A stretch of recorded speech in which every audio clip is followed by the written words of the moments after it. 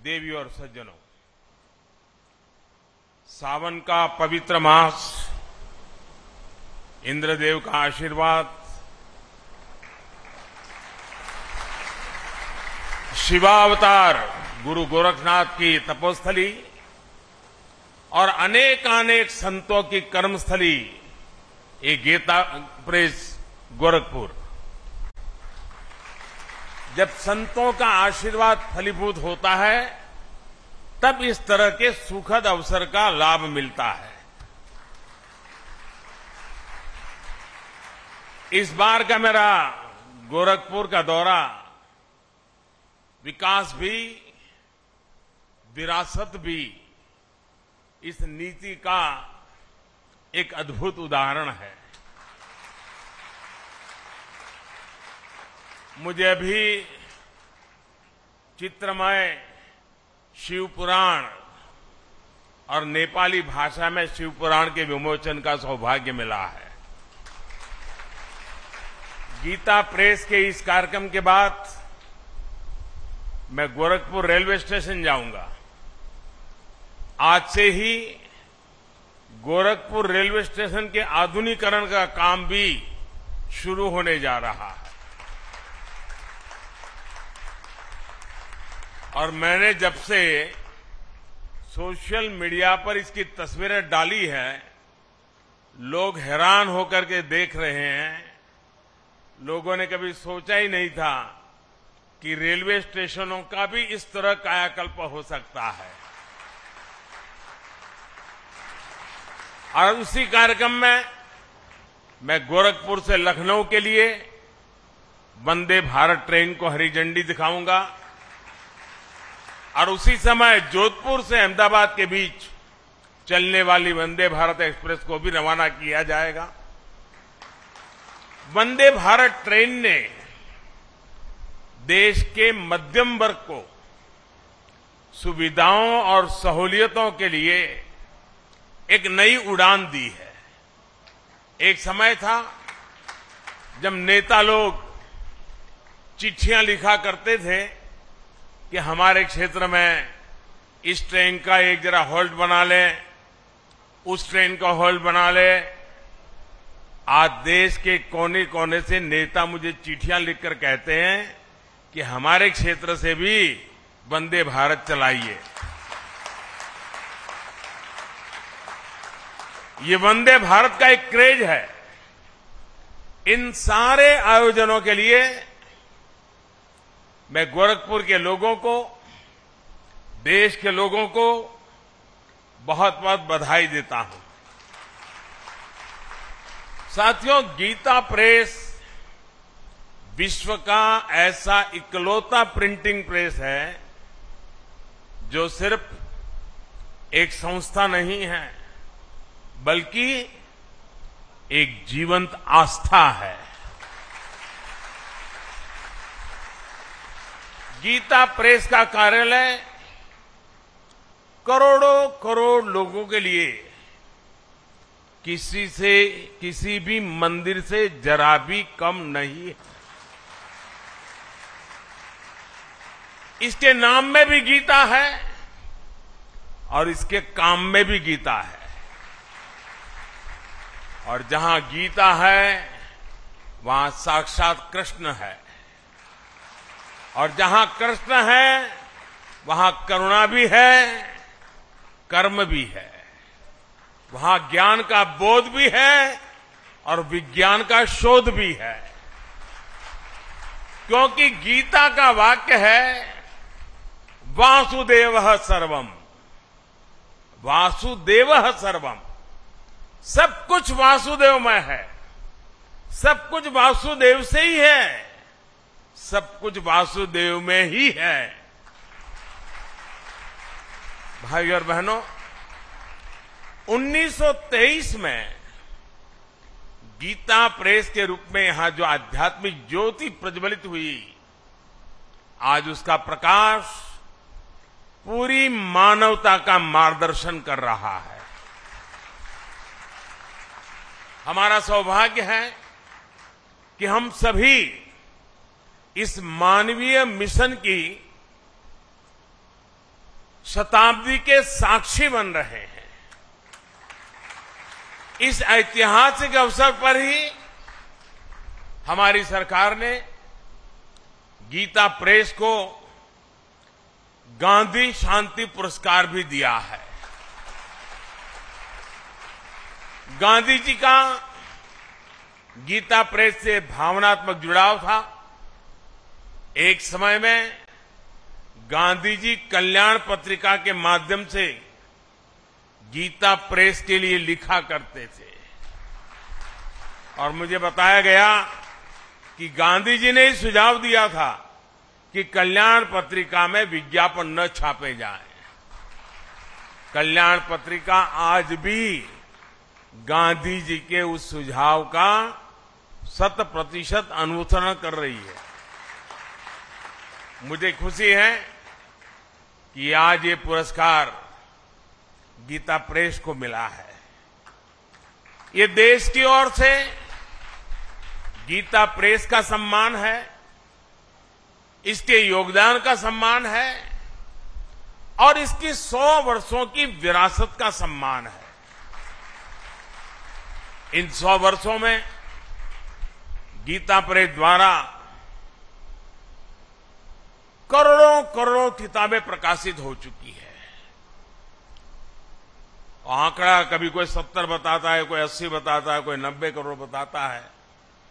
ये संख्या किसी को भी हैरान कर सकती है और ये पुस्तकें लागत से भी कम मूल्य पर बिकती हैं, घर घर पहुंचाई जाती है। आप कल्पना कर सकते हैं इस विद्या प्रवाह ने कितने ही लोगों को आध्यात्मिक बौद्धिक तृप्ति दी होगी, समाज के लिए कितने ही समर्पित नागरिकों का निर्माण किया होगा। मैं उन विभूतियों का अभिनंदन करता हूं जो इस यज्ञ में निष्काम भाव से बिना किसी प्रचार के अपना सहयोग देते रहे हैं। मैं इस अवसर पर सेठ जी श्री जयदयाल गोयनका जी और भाई जी श्री हनुमान प्रसाद पोद्दार जैसी विभूतियों के प्रति अपनी श्रद्धांजलि भी अर्पित करता हूं। साथियों, गीता प्रेस जैसी संस्था सिर्फ धर्म और कर्म से नहीं जुड़ी है, बल्कि इसका एक राष्ट्रीय चरित्र भी है। गीता प्रेस भारत को जोड़ती है, भारत की एकजुटता को सशक्त करती है। देश भर में इसकी 20 शाखाएं हैं। देश के हर कोने में रेलवे स्टेशनों पर हमें गीता प्रेस का स्टॉल देखने को मिलता है। 15 अलग अलग भाषाओं में यहां से करीब 1600 प्रकाशन होते हैं। गीता प्रेस अलग अलग भाषाओं में भारत के मूल चिंतन को जन जन तक पहुंचाती है।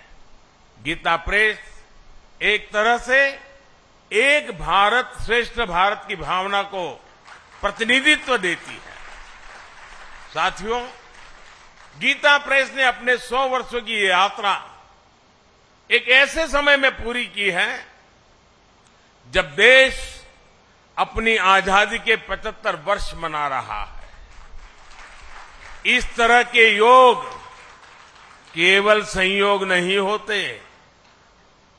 1947 के पहले भारत ने निरंतर अपने पुनर्जागरण के लिए अलग अलग क्षेत्रों में प्रयास किए। अलग अलग संस्थाओं ने भारत की आत्मा को जगाने के लिए आकार लिया। इसी का परिणाम था कि 1947 आते आते भारत मन और मानस से गुलामी की बेड़ियों को तोड़ने के लिए पूरी तरह तैयार हो गया। गीता प्रेस की स्थापना भी इसका एक बहुत बड़ा आधार बनी। 100 साल पहले का ऐसा समय जब सदियों की गुलामी ने भारत की चेतना को धूमिल कर दिया था। आप भी जानते हैं कि इससे भी सैकड़ों साल पहले विदेशी आक्रांताओं ने हमारे पुस्तकालयों को जलाया था। अंग्रेजों के दौर में गुरुकुल और गुरु परंपरा लगभग नष्ट कर दिए गए थे। ऐसे में स्वाभाविक था कि ज्ञान और विरासत लुप्त होने की कगार पर थे। हमारे पूज्य ग्रंथ गायब होने लगे थे। जो प्रिंटिंग प्रेस भारत में थे वो महंगी कीमत के कारण सामान्य मानवी की पहुंच से दूर थे। आप कल्पना करिए, गीता और रामायण के बिना हमारा समाज कैसे चला रहा होगा।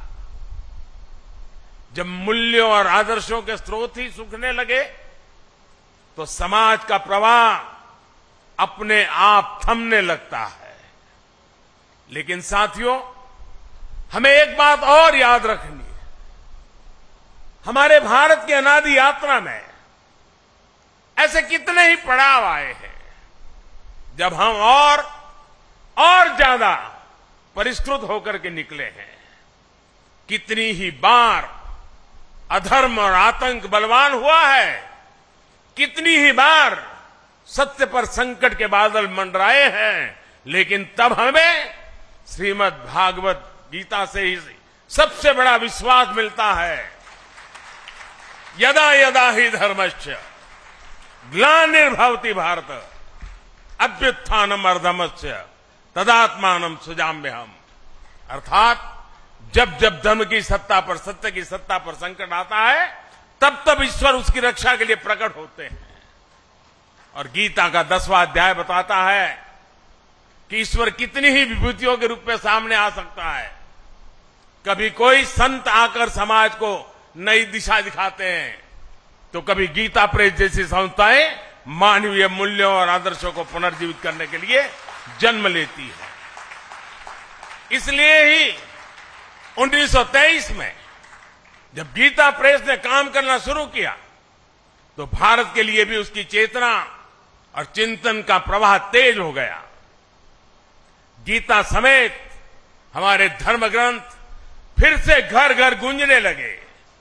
मानस फिर से भारत के मानस से हिलमिल गई। इस ग्रंथों से पारिवारिक परंपराएं और नई पीढ़ियां जुड़ने लगी। हमारे पवित्र ग्रंथ आने वाली पीढ़ियों की थाती बनने लगे। साथियों, गीता प्रेस इस बात का भी प्रमाण है कि जब आपके उद्देश्य पवित्र होते हैं, आपके मूल्य पवित्र होते हैं, तो सफलता आपका पर्याय बन जाती है। गीता प्रेस एक ऐसा संस्थान है जिसने हमेशा सामाजिक मूल्यों को समृद्ध किया है, लोगों को कर्तव्य पथ का रास्ता दिखाया है।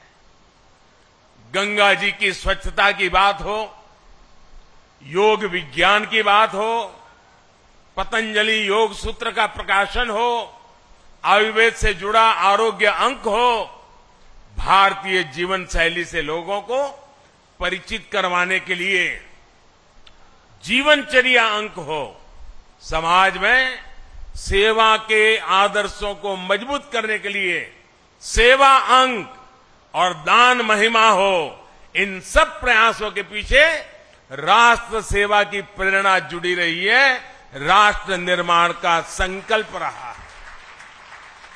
साथियों, संतों की तपस्या कभी निष्फल नहीं होती, उनके संकल्प कभी शून्य नहीं होते।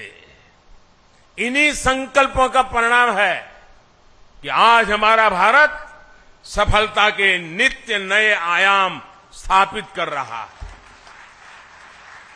मैंने लाल किले से कहा था, और आपको याद होगा, मैंने लाल किले से कहा था कि ये समय गुलामी की मानसिकता से मुक्त होकर अपनी विरासत पर गर्व करने का समय है। और इसलिए शुरुआत में भी मैंने कहा, आज देश विकास और विरासत दोनों को साथ लेकर चल रहा है। आज एक और भारत डिजिटल टेक्नोलॉजी में नए रिकॉर्ड बना रहा है, तो साथ ही सदियों बाद काशी में विश्वनाथ धाम का दिव्य स्वरूप भी देश के सामने प्रकट हुआ है। आज हम वर्ल्ड क्लास इंफ्रास्ट्रक्चर बना रहे हैं, तो साथ ही केदारनाथ और महाकाल महालोक जैसे तीर्थों की भव्यता के साक्षी भी बन रहे हैं। सदियों बाद अयोध्या में भव्य राम मंदिर का सपना, हमारा सपना पूरा होने जा रहा है। हम आजादी के 75 साल बाद भी अपनी नौसेना के झंडे पर गुलामी के प्रतीक चिन्ह को ढो रहे थे। हम राजधानी दिल्ली में भारतीय संसद के बगल में अंग्रेजी परंपराओं पर चल रहे थे। हमने पूरे आत्मविश्वास के साथ इन्हें बदलने का काम किया है। हमने अपनी धरोहरों को, भारतीय विचारों को वो स्थान दिया है जो उन्हें मिलना चाहिए था। इसलिए अब भारत की नौसेना के झंडे पर छत्रपति शिवाजी महाराज के समय का निशान दिखाई दे रहा है। अब गुलामी के दौर का राजपथ कर्तव्य पथ कर बनकर कर्तव्य भाव की प्रेरणा दे रहा है। आज देश की जनजातीय परंपरा का सम्मान करने के लिए देश भर में जनजातीय स्वतंत्रता सेनानी म्यूजियम बनाए जा रहे हैं। हमारी जो पवित्र प्राचीन मूर्तियां चोरी करके देश के बाहर भेज दी गई थी, वो भी अब वापस हमारे मंदिरों में आ रही है। जिस विकसित और आध्यात्मिक भारत का विचार हमारे मनीषियों ने हमें दिया है, आज हम उसे सार्थक होता हुआ देख रहे हैं। मुझे विश्वास है हमारे संतों, ऋषियों, मुनियों, उनकी आध्यात्मिक साधना भारत के सर्वांगीण विकास को ऐसे ही ऊर्जा देती रहेगी। हम एक नए भारत का निर्माण करेंगे और विश्व कल्याण की अपनी भावना को सफल बनाएंगे। इसी के साथ आप सभी का इस पवित्र अवसर पर मुझे आपके बीच आने का मौका दिया और मुझे भी इस पवित्र कार्य में कुछ पल के लिए क्यों नहीं आपके बीच बिताने का अवसर मिला। मेरे जीवन का इस सद्भाग्य है। आप सबका मैं फिर से एक बार हृदय से बहुत बहुत धन्यवाद करता हूं, बहुत बहुत शुभकामनाएं देता हूं।